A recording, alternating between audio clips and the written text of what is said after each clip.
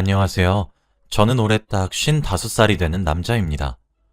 저는 여기 들어오시는 분들에 비해 나이를 그렇게 많이 먹은 것도 아니지만 그래도 반백살 넘게 살아보니 이제야 인생이란 것이 무엇인지 조금 알겠다는 생각이 드는 것 같네요.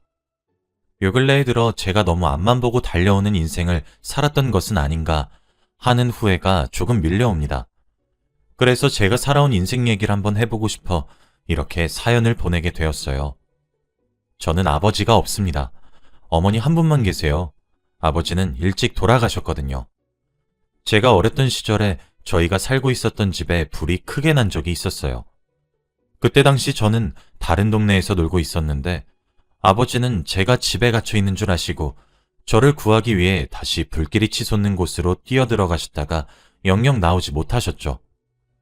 어머니는 하늘을 보며 목 놓은 듯 울어댔고 아버지의 죽음이 모두 제 탓인 것만 같았습니다. 원래 그 시간이면 제가 집에 있었던 것이 맞는데 그날만 특별히 놀러 나갔었던 것이었거든요. 저희 어머니는 그래도 아들 자식인 저를 원망하지 않으셨습니다. 아니, 다른 사람들도 저를 원망하지 않았고 그저 불쌍히 여겼어요. 그래서 그런지 저희 어머니는 저를 아주 엄하게 키웠습니다. 외동아들이라 오냐오냐 자라기도 했지만 어머니가 혼을 내실 때는 정말 눈물이 쏙 빠지도록 혼이 났었거든요. 지금 생각해보면 아버지가 계시지 않아서 그러셨던 것 같네요. 어머니는 항상 제게 하셨던 말씀이 있습니다. 대관아, 너는 절대 엇나가면 안 된다. 너는 외동이라 우리 집에 하나밖에 없는 아들이고 너희 아버지처럼 훌륭한 사람이 되기 위해선 반드시 올바르게 자라야 돼. 그러니 항상 안에서도 밖에서도 몸가짐을 바르게 하려고 노력을 하렴. 나는 너를 많이 사랑하고 있지만 그렇다고 해서 네가 엇나가는 것까진 사랑하지 않을 거란다. 내가 너무 엄하게 대해도 섭섭해하지 말고. 대관이 너도 알다시피 우리는 집에 아버지란 사람이 없잖아. 나는 내 하나뿐인 자식, 밖에서 애비 없어서 저렇다고 손가락질 받는 건 내 두 눈이 시퍼렇게 뜨고 있는 날엔 죽어도 못 본다. 그러니 잘 자라야 해. 라는 말씀이시죠. 저희 어머니는 애비 없는 놈이란 소리를 가장 싫어하셨습니다. 그래서 저를 참 강하게 키우셨고 저희 어머니도 정말 강한 분이셨어요. 그런 어머니도 약해지셨던 순간이 있으셨는데 바로 술을 드시는 순간이셨습니다.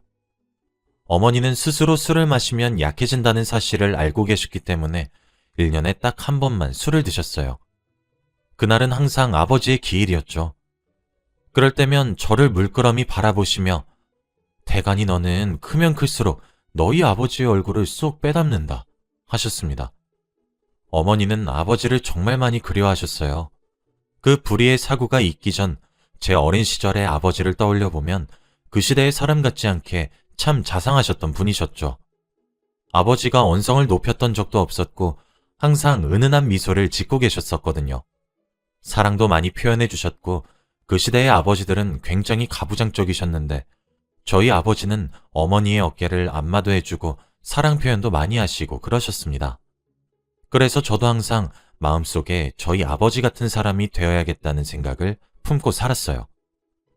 다행히도 저는 외가와 친가 둘 다 경제적으로 부족함이 없었기에 다양한 경험을 할 수 있었고 지원을 많이 받을 수 있었습니다. 그리고 저희 어머니도 정말 똑똑하신 분이셔서 그 시대에 드물게 돈을 버는 일을 하셨어요. 그래도 가부장적인 사회에서 남자들이 득실거리는 곳에서 살아남으시려면 엄청 독하셔야 했죠. 저희 어머니는 그래서인지 스트레스 받는 것을 담배로 푸셨습니다. 처음엔 호락호락해 보이시지 않으려고 피우시기 시작했는데 나중엔 끊지도 못하시게 되었죠. 어머니는 항상 담배를 한 대 태우시면서 공부를 하셨습니다. 제가 어머니 몸 상태를 걱정하셔야 한다며 끊으라고 많이 권유했지만 담배가 낙이라고 말씀하시며 잔소리 좀 하지 말라고 오히려 제게 썽을 내시기도 했고요. 그렇게 독하게 살아가시는 어머니를 보고 자라선지 저도 참 독하게 살았어요. 공부도 밤을 새워가며 했습니다. 공부뿐만 아니라 무언가 목표가 생기거나 해야 된다는 사명감이 생기면 죽기 살기로 해내려고 했던 것 같아요. 아무래도 성취를 이루게 되다 보니 저는 자연스럽게 성적이 좋았고 자연스럽게 좋은 대학에 입학했으며 당연히 좋은 성적을 거둘 수 있었죠. 그러니 당연한 수순으로 좋은 직장에 입사도 할 수 있었습니다. 좋은 직장에 입사를 하기 시작하자마자 주위에서 중매를 서기 위해 혈안이 되더라고요. 제가 1등 신랑감이다 뭐다 하시면서요. 그렇게 몇 번 선자리에 불려나가기도 하고 그랬습니다. 물론 결과는 좋지 않았지만요. 그게 좋지 않을 수 있었던 이유는 제가 가족을 만드는 것에 굉장히 까다로운 타입이었기 때문인 것 같아요. 저는 아버지가 없이 자랐기 때문에 홀부모 밑에서 자란 슬픔을 잘 알았습니다. 그래서 가족을 만드는 것에 조금 회의감을 느꼈었던 것 같기도 하네요. 혹시 모를 상황이라 해야 하나? 그런 것들 말이죠. 어머니는 제게 결혼을 재촉하지 않으셨습니다. 때가 되면 다 알아서 가게 되어 있다며 속 편한 소리만 하셨었죠. 그런데 어머니의 말씀이 맞더라고요. 그렇게 가족의 회의적이었던 제가 운명적인 만남을 가지게 되었습니다. 바로 그 상대방이 지금의 아내이죠. 아내는 지금도 상당히 아름다운 미인이지만 젊었던 시절엔 장난이 아니었습니다. 양볼엔 웃으면 보조개가 쏙 들어가는데 미소가 참 예쁜 사람이었어요. 우연한 기회로 만나게 된 당시의 아내에게 저는 홀딱 빠져버렸고 정말 몇 개월이나 쫓아다니면서 구애한 결과 겨우 만남을 허락받았습니다. 그런 저를 보며 어머니는 혀를 끌끌 차면서 에휴 한심하다 한심해 라고 하시면서 고개를 절레절레 흔드셨죠. 그렇게 그녀와 1년 정도 되는 시간 동안 만남을 이어갔고 우리는 결혼을 하게 되었습니다. 아내와의 결혼 과정은 정말 여러 고비가 있었어요. 아내의 집안에서 저를 반대하셨었거든요. 아버지가 없다는 이유 하나만으로 말입니다. 그리고 아버지가 없다는 이유로 결혼을 아내의 집안에서 반대한다는 것을 알게 된 저희 어머니 역시 결혼을 반대하셨습니다. 저희 어머니는 그 시대의 다른 여성들과 달리 매우 생각이 깨어 있으신 분이라 더욱 그러셨던 것 같아요. 게다가 어머니는 아버지의 사랑과 희생을 정말 숭고하다고 생각하고 계셔서 더욱 반대하셨죠. 하지만 이미 저와 아내는 서로를 진실되게 사랑하고 있었기 때문에 결혼을 꼭 해야만 했습니다. 그리고 사실 집안에서 반대를 당한다는 사실을 알게 되면서 아내와 좀 더 깊은 사이가 된 것 같기도 해요. 아무튼 양가 부모들의 반대란 벽을 넘는 것은 정말 어려워 보였습니다. 그래서 우린 한 가지 꾀를 냈어요. 바로 결혼 전 아이를 가지는 것이었죠. 저희는 노력 끝에 아이를 가졌고 결국 양가에서 두 손 두 발을 들게 되면서 결혼을 허락받았습니다. 저희 어머니는 앞서 말했듯 생각이 트이신 분이셨고 본인이 시집살이를 엄청 당하셨었던 분이세요. 그래서 그런지 며느리인 제 아내에게 도리를 바라지도 않으셨고 강요하지도 않으셨죠. 그저 각자 갈 길 가자고만 하셨어요. 그렇게 우린 분가를 하게 되었고 순조롭게 아이까지 출산할 수 있었습니다. 양가에서도 며느리가 실니 많이, 사위가 실니 많이 하셨는데 막상 손주를 하나 낳아서 안겨주니 정말 좋아라 하셨어요. 그렇게 저희는 평화롭게 사는 듯 했죠. 그렇게 몇 년이 흘렀고 저희는 아이를 둘이나 더 낳아서 3남매를 기르고 있었습니다. 그러던 어느 날 제게 모르는 번호로 전화가 한 통 걸려왔어요. 뭔가 싶어서 전화를 받아보니 병원의 응급실이었습니다. 병원에서는 길을 걸어가시던 어머니가 갑자기 길에서 픽 하고 쓰러지셔서 응급실에 오시게 되었다고 말을 하더라고요. 저는 회사고 나발이고 정말 심장이 덜컥 내려앉는 기분이었고 다 때려치고 당장 어머니께 달려갔습니다. 어머니는 일어나서 앉아 계셨었죠. 제가 아내에게도 연락을 했더니 저보다 먼저 와 있더라고요. 어머니는 별일 아니다. 호들갑 떨 필요 없어. 라고 이야기를 하셨지만 전혀 안심이 되지 않았습니다. 의사 선생님의 말씀을 들어보니 뇌로 피가 제대로 전달되지 못한 것이 쓰러짐의 원인이라고 하시더라고요. 그리고 그 현상이 바로 뇌졸중, 즉 흔히 말하는 중풍의 전조 증상이라고 말이죠. 그렇게 강인하셨던 어머니께 갑작스럽게 뇌졸중이 찾아오게 되었습니다. 그럼에도 불구하고 어머니는 그런 약한 모습을 자식인 제게 보이는 것을 굉장히 불쾌해하셨어요. 그런 어머니를 아내가 계속해서 찾아가서 함께 살기를 권유했고 점차 몸이 굳어지며 거동이 어려워지시자 저희와 합가를 허락했죠. 어머니는 점차 아내에게 많이 의지하기 시작했습니다. 아무래도 혼자 계시다가 쓰러지신 적도 몇 번 있다 보니 혼자 계시는 것을 조금 두려워하시는 듯 했어요. 제 아내는 그런 저희 어머니를 성심성의껏 보살피기 시작했습니다. 자식인 저도 힘들어서 못하는 것들은 아내는 묵묵히 해냈죠. 그런 모습에 제가 미안하다, 사과라도 할라 치면 아내는 곱게 웃으면서 여보, 당신은 밖에서 얼마나 많이 고생을 하는데 그걸 제가 모르겠어요? 그리고 어머님도 이제 제 가족이잖아요. 그러니까 괜찮아요. 너무 마음 쓰지 마세요. 라며 제 마음의 짐을 덜어주었습니다. 그리고 그 당시 제가 회사를 그만두고 작은 사업을 막 시작했을 때라 자리를 잡는 데에 몰두하고 있었는데 그래서 정말 눈코 뜰 새 없이 너무 바빴어요. 매일 새벽같이 일어나 해가 뜨기도 전에 출근을 해서 새벽이 되어서야 퇴근을 해서 집으로 돌아왔고 주말이며 공휴일이며 가리지 않고 일을 했습니다. 그래서 가정에 많이 소홀했던 시기였죠. 그러던 어느 순간부터 아내의 얼굴에 근심이 가득하더라고요.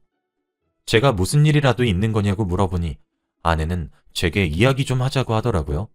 그러면서 말하기를 여보,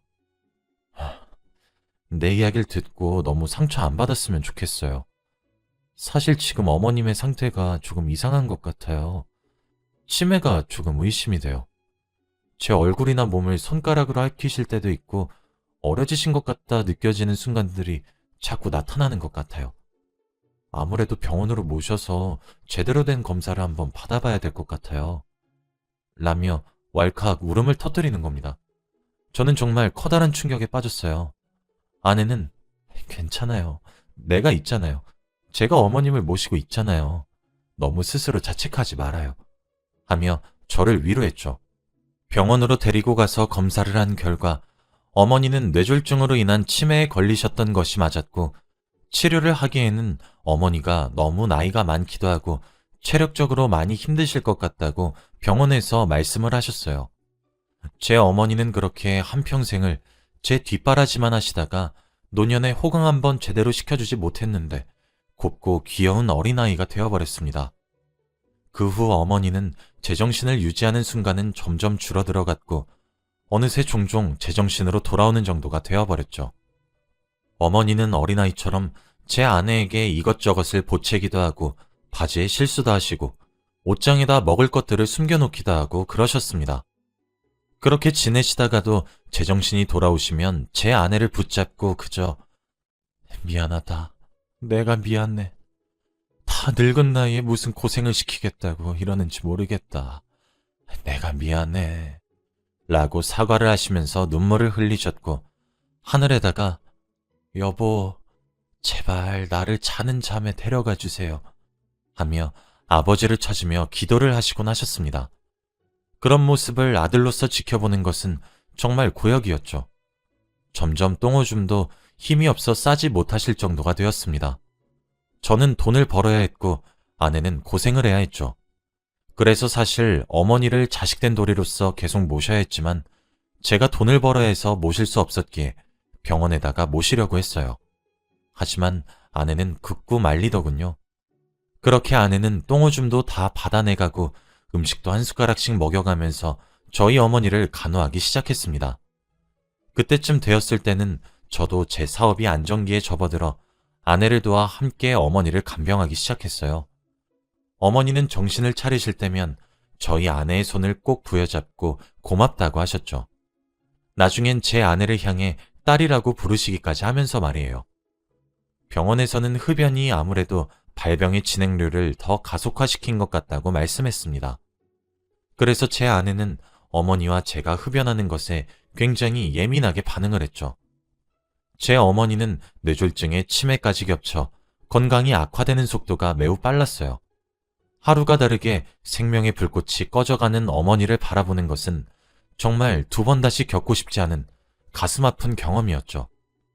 어머니는 돌아가시기 전날 밤 정말 신기하게도 제정신을 찾았습니다.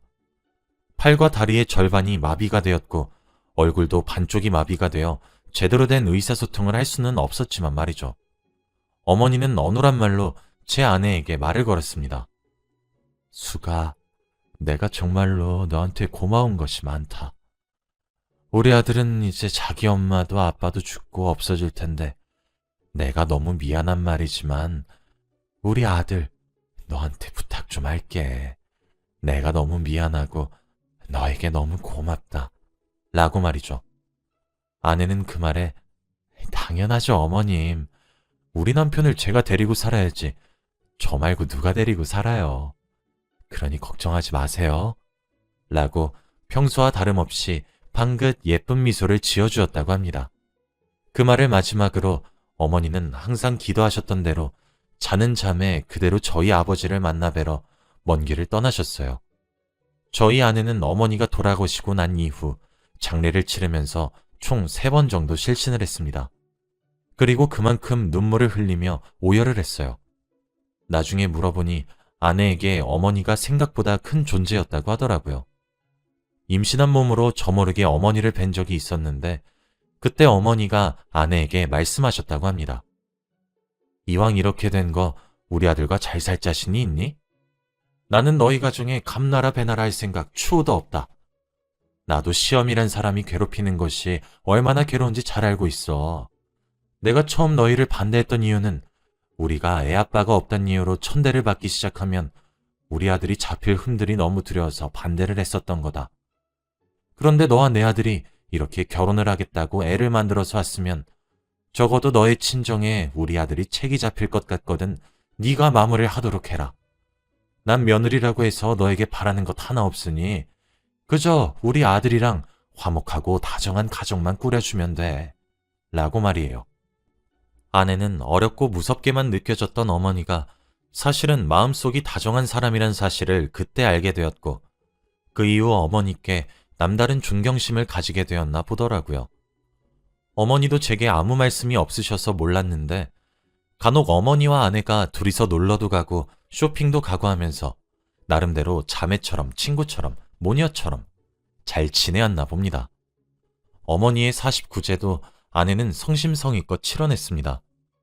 어쩐지 어머니는 제게 곧잘 조강지처에게 잘하라는 말씀을 귀에 딱지가 앉을 정도로 정말 많이 하셨었는데 그런 일을 제가 어머니가 돌아가시고 난 후에 알았던 것이 그깟 돈이 뭐라고 좀 덜 벌고 행복한 추억이나 더 만들어버릴 걸 싶더군요. 지금은 어머니가 돌아가신 지 7년이 되었습니다. 그 이후 아내는 제 어머니를 참 많이 그리워했죠. 저는 그 이후로 친정을 제 부모 모시듯이 하고 있습니다. 아내가 저 대신 저희 어머니께 해드렸던 효도에 발끝에도 미치지 못하고 있는 것 같지만 아내는 그런 제가 너무 대단하다고 항상 칭찬해주고 있어요. 아내를 보고 있으면 저희 어머니도 참 많이 생각나요. 스타일은 다르지만 저희 어머니와 아내가 강한 사람이란 사실은 똑같아서요. 아내도 이젠 어머니의 얘기를 웃으면서 할 정도로 아픔이 많이 승화가 되었고 저도 제 자식들인 3남매와 아내 이렇게 5식구 행복하게 지내고 있습니다. 이래서 돈을 번다는 것에만 미쳤던 순간에 어머니를 잃어보니 제 삶의 가치는 더 이상 성공과 돈이 우선순위가 되지는 않더라고요. 과거에는 행복하기 위해서는 돈이 많아야 된다고만 생각했었습니다. 하지만 이제는 아닌 것을 배웠어요. 돈이 풍족하면 행복할 수도 있지만 놓치는 것들도 많을 수 있다는 것을 알았고 진정한 행복은 돈으로 살 수 없다는 사실도 깨달았거든요. 어머니가 세상을 그렇게 갑작스레 떠날 수 있었다는 사실을 알았다면 어떻게든 어머니와 시간을 함께 보내며 많은 추억을 만들었을 것 같아요. 어머니가 돌아가셨을 때 제가 이것을 가장 많이 후회했었습니다. 며칠 전에 막내의 방학 숙제를 도와주면서 아내가 아이들 모두에게 물었다고 해요. 세상에서 가장 존경하는 사람이 누구냐고요. 그런데 제 아이들 모두가 글쎄 아빠라고 대답을 했다고 하더라고요. 이 정도면 행복한 아빠가 아닐까 하는 생각이 듭니다. 저는 앞으로도 저희 가족의 행복을 지나치지 않기 위해 더 열심히 살아가려고 해요. 아내가 원하는 대로 담배도 끊고 운동도 하면서 제 어린 시절과는 달리 제 아이들 곁에 오래오래 남아있는 그런 아버지가 되고 싶네요. 지금은 그게 제 또 다른 인생의 목표입니다. 이 글을 통해 누구보다 제 곁을 지켜준 아내에게 고맙다는 말과 제가 정말 많이 사랑하고 있다는 말을 함께 전하고 싶어요. 제 긴 글을 읽어주셔서 정말 감사드리고 모두 행복한 주말 보내시길 바랍니다. 행복하세요. 안녕하세요. 저는 올해 30대 후반이 된 여자입니다. 제가 여기에 올라오는 사연들을 자주 들으면서 놀라곤 하는데요. 저도 여러분들 못지않게 재작년 이맘때쯤에 놀라운 일을 겪게 되었습니다. 정말 생각지도 못한 일들이 저희 가족에게 일어났거든요. 저희 가족이 이 일로 인해서 정말 많이 바뀌었습니다. 저의 이야기를 하기 위해서는 몇 년 전으로 거슬러 가야 해요. 저희 집은 부모님과 저, 그리고 남동생이 있습니다. 저와 남동생이 이제 30대가 넘어서 결혼 적령기가 되었죠. 둘 다 괜찮은 직업을 가지고 있었고 돈도 어느 정도 모아두었기에 결혼만 하면 되었습니다. 가족들이 다 같이 명절 때 모이면 저희의 결혼 이야기밖에 안 하시더라고요. 얼른 손주가 보고 싶다느니 예비 사위는 이랬으면 좋겠다느니 하면서 벌써 사위감 며느리감을 고르고 계셨죠. 저와 동생은 어른들이 그런 말을 하면 가시방석에 앉은 것처럼 아무 말도 하지 못했습니다. 사실 그때 저는 만나던 남자친구가 있어서 조금 나았지만 남동생은 여자친구도 없었어요. 어른들이 동생에게 여자를 소개시켜 주겠다고 했지만 동생은 매번 거절했죠. 저는 그때 만나던 남자친구와 결혼 이야기가 오고 가고 있었기에 정식적으로 프로포즈를 받으면 결혼을 하기로 마음먹었어요. 그래서 동생이 저보다 조금 더 어른들한테 잔소리를 많이 들었습니다. 근데 친척 어른들은 동생에게 잔소리를 많이 했지만 저와 부모님은 동생에게 잔소리를 전혀 하지 않았어요. 왜냐하면 동생의 과거를 알고 있는 사람은 저희 가족들 뿐이었거든요. 예전에 20대 후반에 사실은 동생이 실연의 아픔을 한 번 겪고 그 뒤로 사람을 사귀지 않고 있습니다. 그때 어느 정도로 힘들었냐면 경찰이 저희 집을 예의주시할 정도였거든요. 매번 저희 집에 경찰 신고도 많이 들어오고 사건 사고도 많이 일어나니까 경찰관들이 개인적으로 오늘은 우리 집에 무슨 일이 없는지 연락도 오고 저희 집 앞에 자주 지나가기도 하면서 자주 관찰했습니다. 얼마나 심했는지 예상이 가시나요? 동생이 집에서 뛰어내리려고도 했고 혀를 깨문 적도 있습니다. 그런데 이건 시작에 불과해요. 학교에 가서 친구들의 귀중품들을 훔치기도 하고 한 번은 갑자기 집에서 덩걸친 채로 집을 뛰쳐나간 적이 있습니다. 그리고 동네방네 소리를 지르고 뛰어다녔죠. 그 일이 있고 나서 동네 사람들이 저희 집 이야기를 하면 아, 그 동네 뛰어다니는 애 사는 집? 이라고 할 정도였어요. 그런 일이 한두 번이 아닙니다. 동생은 상대가 너무 보고 싶고 그립다면서 어떻게든 마음 정리를 하려고 그렇게 했다고 해요. 그렇게 뛰어다니면 그 순간만큼은 그 사람이 생각이 안 난다고 하면서 말이죠. 이렇게 난리를 치는데 부모님이 가만히 있을 리가 있나요? 경찰관들이 매일같이 집을 들락날락거리고 구급차도 항상 올 뿐더러 동네 사람들의 민원도 쏟아지니까 가족인 저희들이 더 정신병 걸릴 것 같더라고요. 동생한테 그만하라고 화도 내고 달래기도 했지만 전혀 나아지지 않았고 저희들이 동생한테 이별을 고한 사람을 찾아가 보려고도 했지만 동생은 그 사람의 정체를 꽁꽁 숨겼어요. 한번 몰래 알아내보려고 했다가 동생이 더 큰 사고를 치는 바람에 알아내지도 못했습니다. 아무튼 이런 일이 반복되니까 가족들은 동생을 정신병원에 보내버렸어요. 거기서 갇힌 채로 치료받고 있는 동생을 보니까 가슴이 미어지는 거 있죠. 너무 고통스러워하고 하루 종일 울면서 제발 내보내달라고 싹싹 비는데 부모님이 그 모습을 보고 더 우셨습니다. 자식을 그렇게 가둬놓고 힘들게 하니까 자신들 마음이 더 찢어진다고 하면서 말이죠. 결국 저희 집은 서울에서 시골로 이사를 왔고 사람들이 많이 없는 곳에서 살게 되었어요.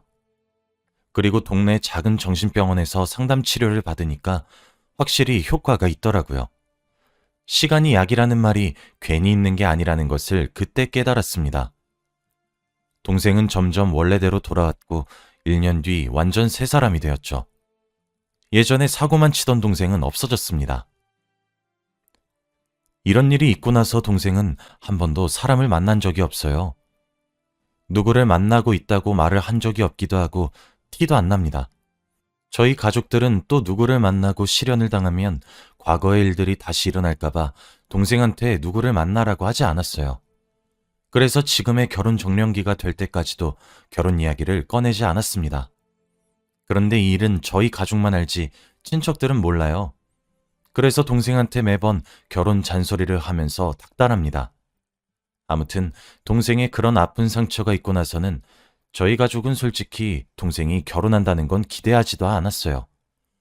가족들은 이미 며느리 보는 건 기대도 하지 않았죠. 그래서 다들 저만 바라보고 있었습니다. 그런데 어느 날 동생이 엄청난 소식을 들고 집에 왔어요. 저와 부모님은 동생의 말을 듣고 눈이 휘둥그레져서 아무 말도 나오지 않았죠. 바로 동생이 결혼할 사람이 생겼다는 거였습니다. 누군가를 만난다고 말을 한 적이 없었고 티도 낸 적이 없는 동생이에요. 그런데 갑자기 뜬금없이 결혼을 한다고 하니까 저희는 놀랄 수밖에 없었죠. 며느리 볼 기대조차 하지 않았던 부모님들은 너무 놀라셨고 그리고 얼마 지나지 않아 무척 기뻐하셨습니다. 경사가 났다면서 드디어 고생 끝에 낙이 온다고 했죠. 부모님은 예비 며느리의 얼굴을 본 적도 없고 이야기를 들은 적도 없지만 바로 결혼을 승낙하셨어요. 그만큼 간절하셨고 기뻐하셨습니다. 그리고 저도 동생이 드디어 아픔을 딛고 일어나서 누군가를 만난다고 하니까 기분이 좋더라고요. 얼마 지나지 않아서 동생이 결혼을 하겠다는 여자를 처음 보게 되었어요. 얼굴도 수수하고 예의도 바른 것이 저희 집안과 딱 잘 어울리는 겁니다. 부모님도 너무 좋아하셨고 당장이라도 결혼을 하라면서 난리였어요. 저한테도 친절했고 부모님한테는 아주 착한 며느리였습니다.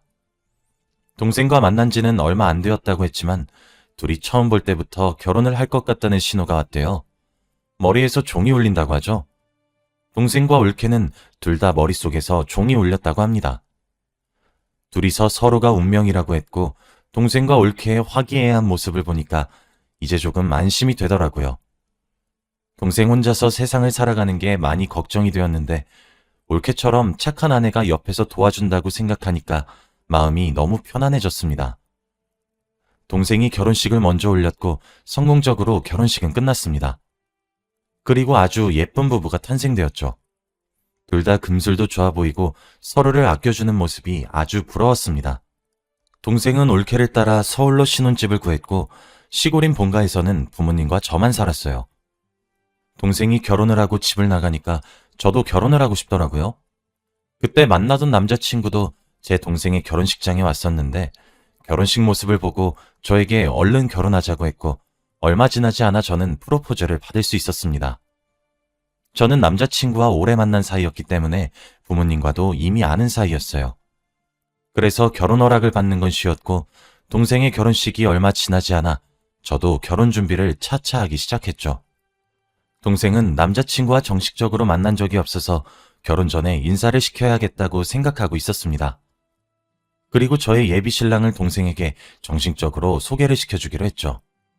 이제 한 가족이 될 사이니까 미리 친해지면 좋겠다고 생각을 했거든요. 저와 예비 신랑, 그리고 동생의 부부까지 총 4명이서 술자리를 가지게 되었습니다. 원래 남동생들은 자신의 누나와 결혼할 사람에게 경계를 한다고 하잖아요. 그래서 제 남자친구가 제 동생에게 잘못 보일까봐 굉장히 긴장을 하고 갔어요. 예비 처남한테 잘 보이면 어떡하지? 나 싫어하시면 어떡해? 라고 하면서 발을 동동 굴렸죠. 먼저 술집에 와 있던 동생 부부에게 처음으로 저의 예비 남편을 소개시켜 주었습니다.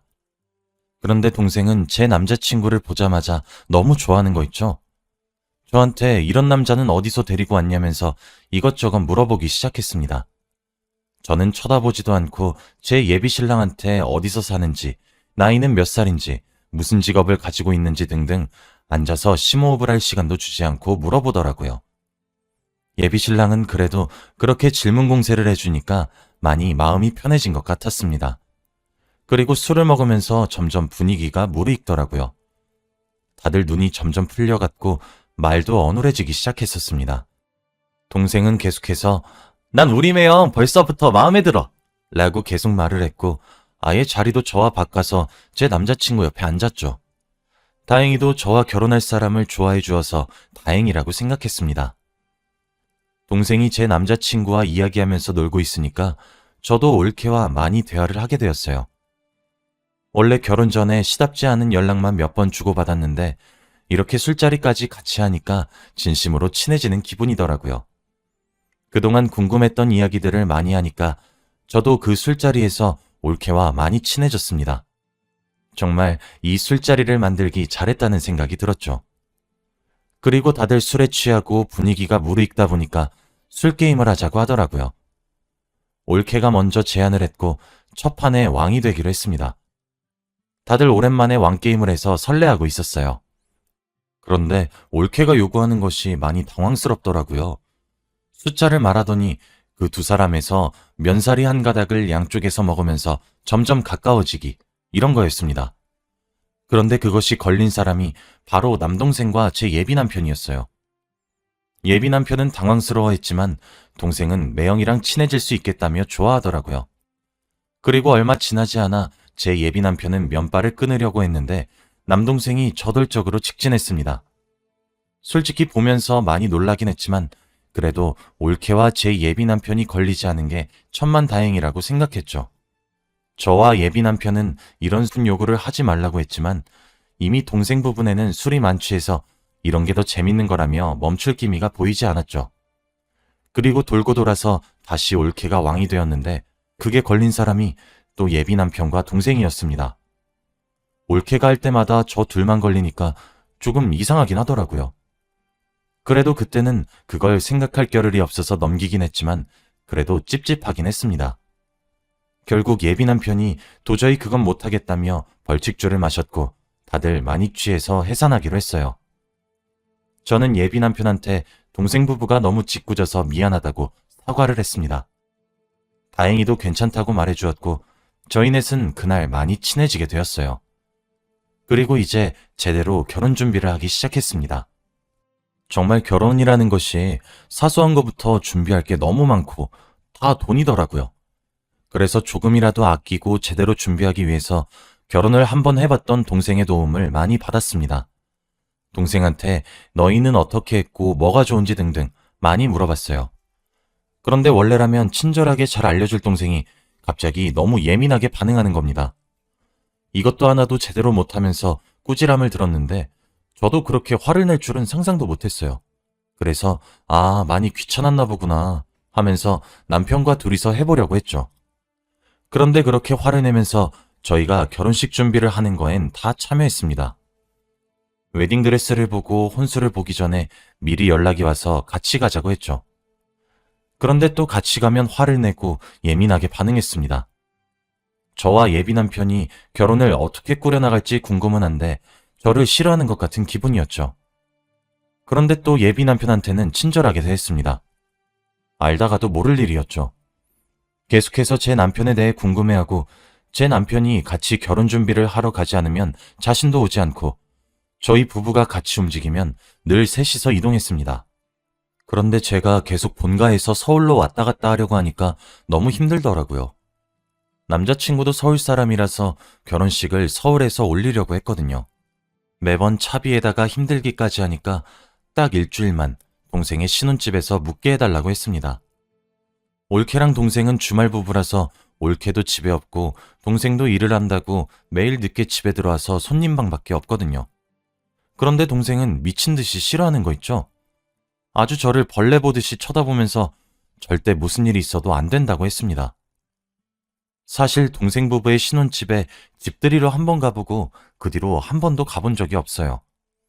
그런데 제가 일주일간 묵는 걸 이렇게까지 혐오하니까 조금 속상하긴 하더라고요. 그러면서 저한테 숙박업소에서 며칠간 살라면서 자기 집은 절대 안 된다고 했습니다. 원래 이렇게 사람한테 모질게 대하는 애가 아닌데 갑자기 제가 결혼한다고 한 순간부터 변한 것 같아요. 결국 저는 정말로 숙박업소에서 일주일간 묵으면서 결혼 준비를 했습니다. 남편은 부모님과 함께 살아서 제가 들어가 살 수 없었거든요. 아무튼 그동안 결혼 준비도 많이 하고 이제 결혼식이 얼마 남지 않았었습니다. 결혼식 일주일 전에 정말 심장이 터지는 줄 알았어요. 그리고 첨척장을 돌리는데 되게 싱숭생숭하더라고요. 남편도 정말 기대하고 있었고 저희는 혼인신고도 미리 해놓은 상태였습니다. 그리고 신혼집에 가구까지 다 들어온 상태였죠. 결혼식을 올리고 바로 입주만 하면 되었습니다. 그리고 결혼 하루 전이었어요. 다음날 결혼을 하고 제가 유부녀가 된다는 사실이 도저히 믿기지 않는 겁니다. 자기 전에 남편한테 연락을 했어요. 정말 설레고 기대된다고 하면서 말이죠. 그런데 원래라면 바로 연락이 오는 사람이 결혼식 전날에 제 연락에 아예 답이 없는 겁니다. 전화를 하고 문자를 해도 전혀 받지 않았죠. 몇 시간이 흘러도 받지 않길래 걱정이 되었습니다. 혹시 이 사람이 드라마에서 보던 것처럼 결혼 전날에 파토를 내는 건 아닌가 싶었죠. 도망이라도 갔나 싶었습니다. 해가 지고 밤이 되어도 연락이 없길래 남편의 부모님에게 전화를 걸었어요. 연락이 안 되어서 그러는데 혹시 집에 들어왔냐고 물으니 어머니가 우리 아들 처남 보러 나갔는데? 라고 하는 겁니다. 제 예비 남편이 저의 남동생을 보러 갔다고 하니까 기분이 좀 묘했어요. 저한테 연락 한 통 없이 둘이서 뭘 하길래 연락이 없나 싶었죠. 그리고 저는 당장 동생의 집으로 향했어요. 가는 내내 혹시라도 무슨 일이 일어난 거면 어떡하나 싶어 발을 동동 굴리며 갔습니다. 그리고 동생네 신혼집으로 가서 문을 열라고 했어요. 소리를 치면서 문을 쾅쾅 두드려도 문을 열어주지 않더라고요. 그래서 저는 결국 경찰을 불렀습니다. 제 동생이 이 집안에 있는데 무슨 일이 생긴 것 같다고 말을 하고 경찰의 도움으로 현관문을 열 수 있었죠. 그런데 거실은 아주 고요했고 안방에 불이 켜져 있었습니다. 그리고 노랫소리도 엄청나게 크게 들렸죠. 아마 그 노랫소리 때문에 제가 현관문을 두드리는 소리를 듣지 못한 것 같습니다. 안방문이 닫혀 있길래 혹시라도 안에 동생 부부가 오면 어떡하나 싶었지만 그래도 너무 궁금했기에 경찰과 함께 안방문을 열었어요. 그런데 문을 열자마자 보여지는 광경은 아주 충격적이었습니다. 침대에서 제 남편은 쓰러져 있었고 그 옆에서 제 동생은 소리를 지르면서 놀라는 거 있죠? 저는 그 모습을 보고 말문이 턱 막혔습니다. 그 상황을 도대체 어떻게 설명해야 하나요? 동생이 지은 표정이 아직까지 머릿속에 생생합니다. 그리고 남편은 아무리 깨어도 일어나지 않았어요. 동생은 아이씨 하며 경찰서로 가게 되었죠.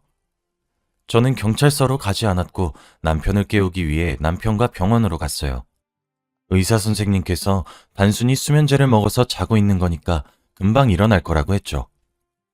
저는 남편이 일어날 때까지 기다렸습니다. 그리고 잠깐 잠이 들었는데 몇 시간 뒤 남편이 일어나더라고요. 그러면서 옆에 누워있는 저를 보고 안도했습니다.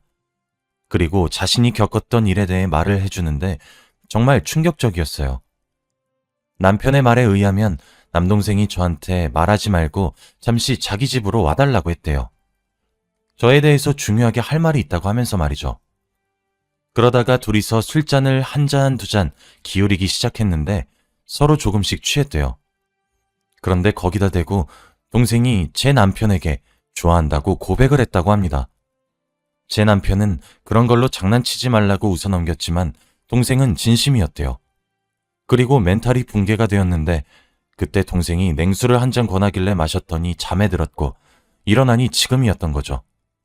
아마 그 물에 수면제를 탄 것이 아닌가 싶었습니다. 저는 너무 놀라서 벙쪄 있는데 그때 갑자기 경찰서에서 연락이 오더라고요. 지금 당장 경찰서로 와야 할 것 같다고 하면서 말이죠. 저와 남편은 경찰서로 택시를 타고 달려갔고 거기서 조사를 받고 있는 동생을 보았습니다. 그런데 경찰서에서 동생은 충격적인 말을 하더라고요. 동생은 동성애자라고 합니다.